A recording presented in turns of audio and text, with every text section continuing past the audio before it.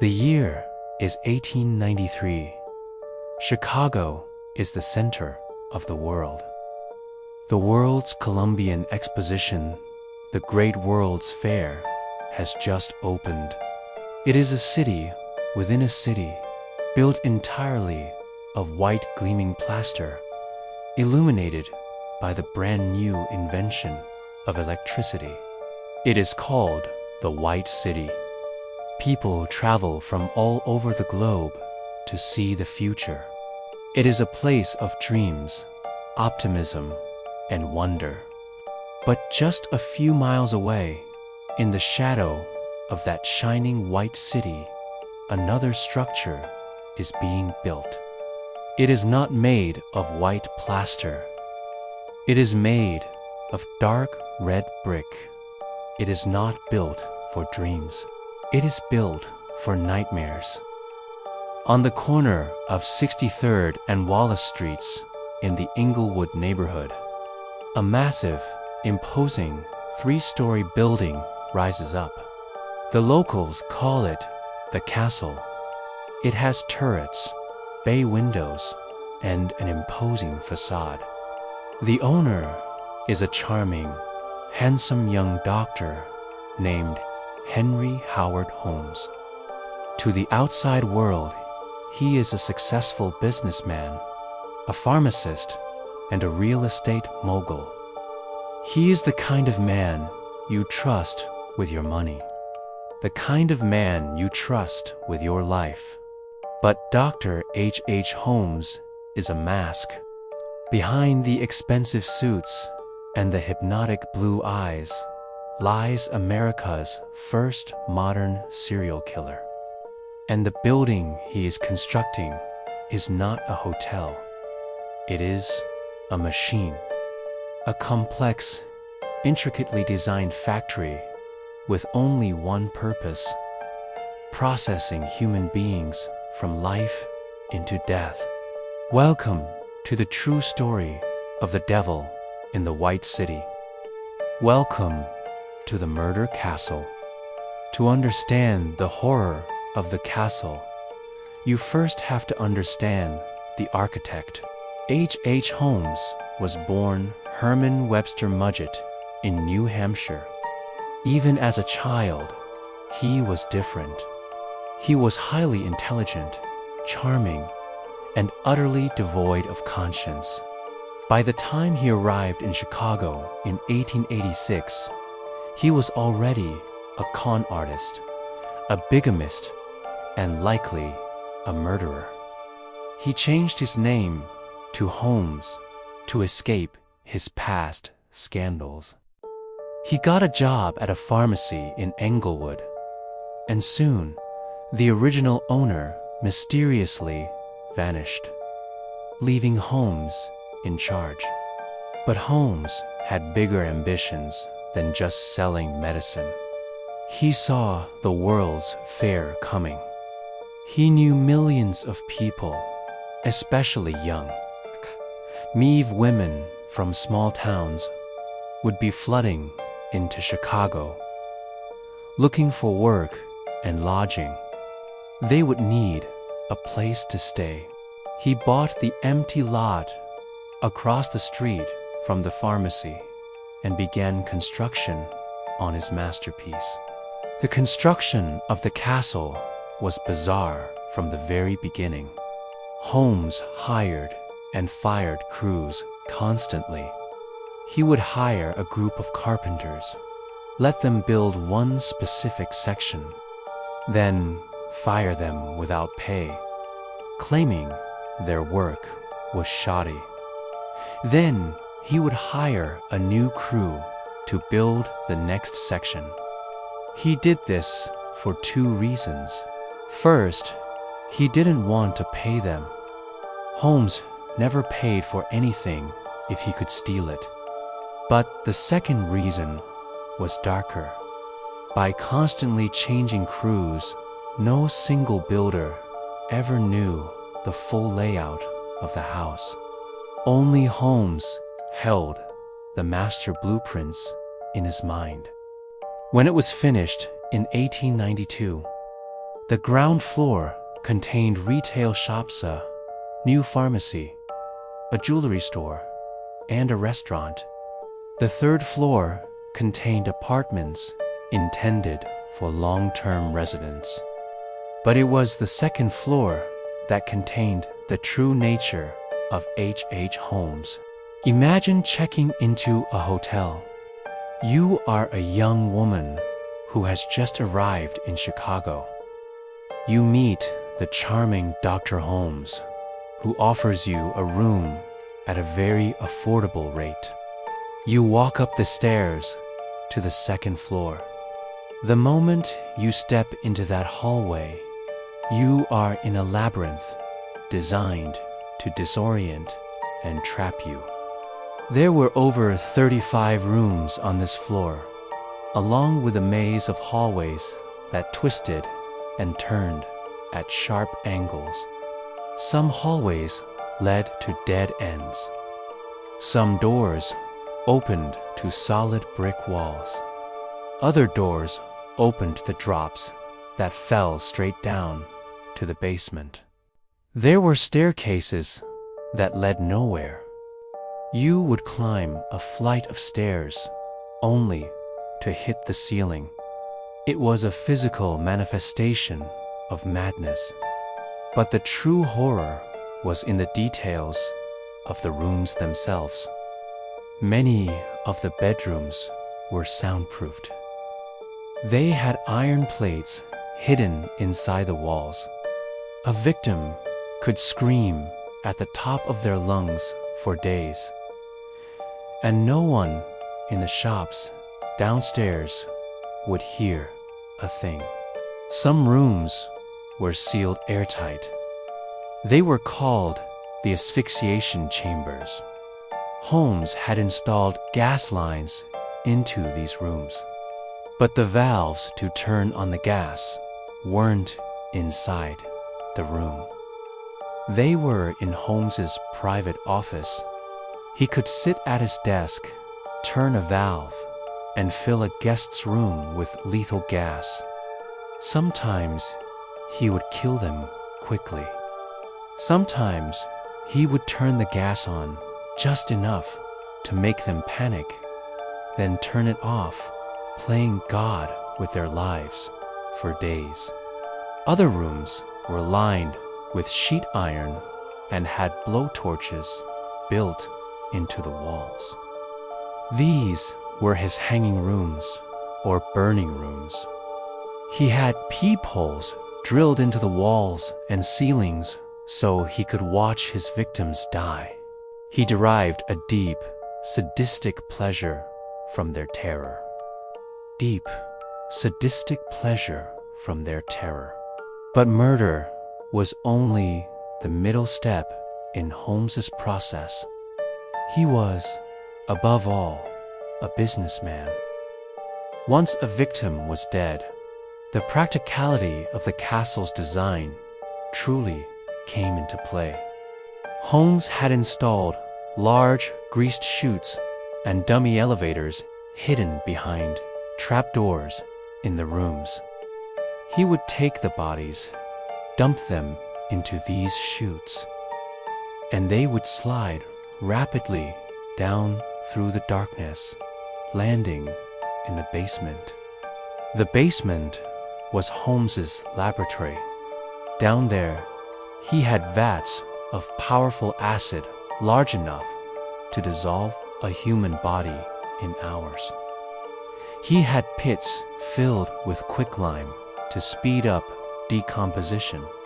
He had a crematorium, a kiln meant for firing pottery that he used to burn bodies until nothing was left but ash.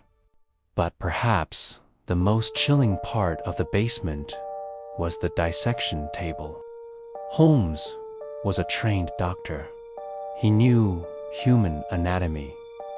Holmes would take the bodies of the young women he had wooed and murdered, carefully strip the flesh from their bones on his dissection table, and then articulate the skeletons. He would then sell these skeletons to universities and doctors for upwards of $200 each, significant amount of money at the time. He was selling his victims piece by piece. He was literally turning death into profit. While the World's Fair was in full swing, the castle was busy. Hotel guests checked in, and many never checked out. Holmes also targeted his own employees. He would hire young, attractive women as stenographers or secretaries. He would seduce them, promise to marry them, take control of their life savings, and then they would vanish. When family members came looking for them, the charming Dr. Holmes would express his deepest sympathies, saying the girl had run off with some man, breaking his heart. People believed him. Who would suspect the nice doctor? But in 1893, the World's Fair ended. The influx of tourists stopped, and with it, Holmes's easy supply of victims and money dried up. The economy crashed. Holmes, having overextended himself with debt to build his castle, set fire to the top floor of the building in an attempt to collect a massive insurance policy. But the insurance investigators were suspicious. They didn't pay out. Desperate for money and running from creditors, Holmes left Chicago. He abandoned his murder castle and went on the road, pulling scams across the country. His final undoing would not be the dozens of women he murdered in Chicago, but an insurance scam gone wrong involving his business partner, Benjamin Petzel. Holmes and Petzel came up with a plan. Petzel would take out a $10,000 life insurance policy. They would fake Petzel's death in Philadelphia, substitute a stolen cadaver, and split the money. But Holmes had no intention of splitting the money. In Philadelphia, Holmes murdered Benjamin Petzel using chloroform. He then manipulated the crime scene to make it look like an accidental explosion. He collected the money, but then he did something truly monstrous. He took custody of 3 of Petzel's children, Alice, Nellie, and little Howard. He told them their father was still alive and in hiding, and that they were going to meet him. He took these children on a cross-country trip of terror. He moved them from city to city, keeping them away from their mother, who was desperate to find them. Detective Frank Geyer of the Pinkerton Agency was hired to find Holmes and the children. What he discovered was a trail of horror that spanned half of America. Geyer tracked Holmes's movements. In Toronto, he found the bodies of the 2 little girls, Alice and Nellie, buried in the cellar of a house Holmes had rented. He had forced them into a large trunk and pumped in gas. In Indianapolis, Geyer found the charred remains of little Howard stuck in a chimney. Holmes had drugged the boy, chopped up his body, and burned it in a stove. The discovery of the murdered children shocked the nation. The charming con man was unmasked as a monster. Holmes was finally arrested in Boston in 1894. Once he was in custody, police in Chicago decided to take a closer look at his mysterious castle in Englewood. When they entered the basement, even hardened policemen became ill. They found ribs in the stove. They found a pelvis belonging to a young girl in the quicklime pit. They found piles of human hair, bloody clothes, and a dissection table stained dark with years of blood. They found the gas pipes, the chutes, the torture chambers. The press went into a frenzy. The newspapers dubbed the building the murder castle. Holmes loved the attention in prison. He confessed to killing 27 people, though some estimates go as high as 200.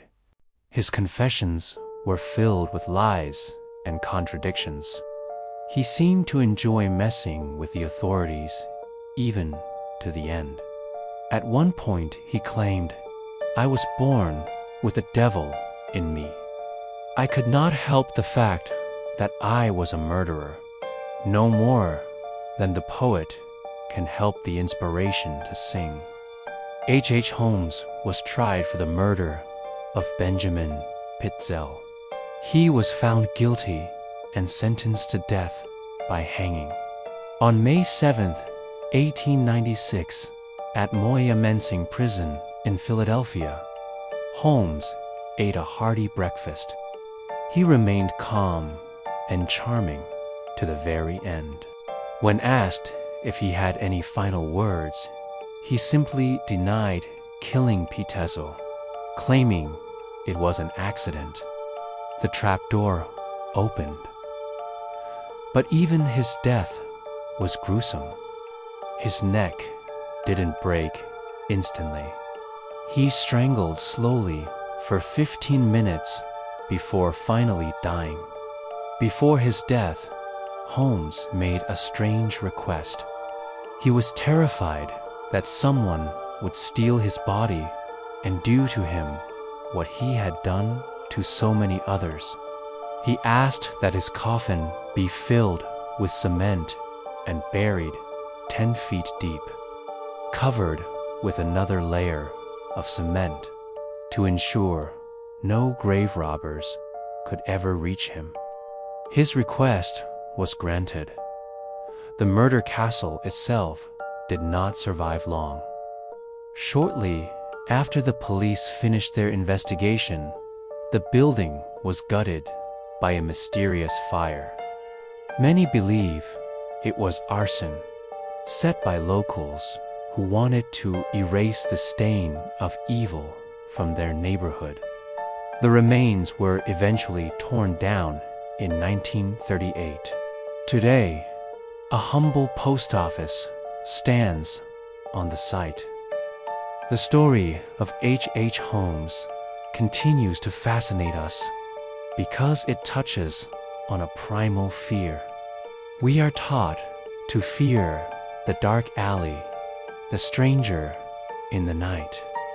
But Holmes wasn't a stranger in an alley. He was the landlord. He was the doctor. He was the charming man who offered you a safe place to stay in a big, scary city. He proved that the greatest evil doesn't always look like a monster. Sometimes it wears a fine suit, has a winning smile, and builds a house right on the main street, hiding its horrors behind a facade of normalcy. Thank you for watching this deep dive into the life and crimes of H. Holmes. If you found this story chilling, let me know in the comments. And tell me, what other historical mysteries should we uncover next? Until then, be careful who you trust.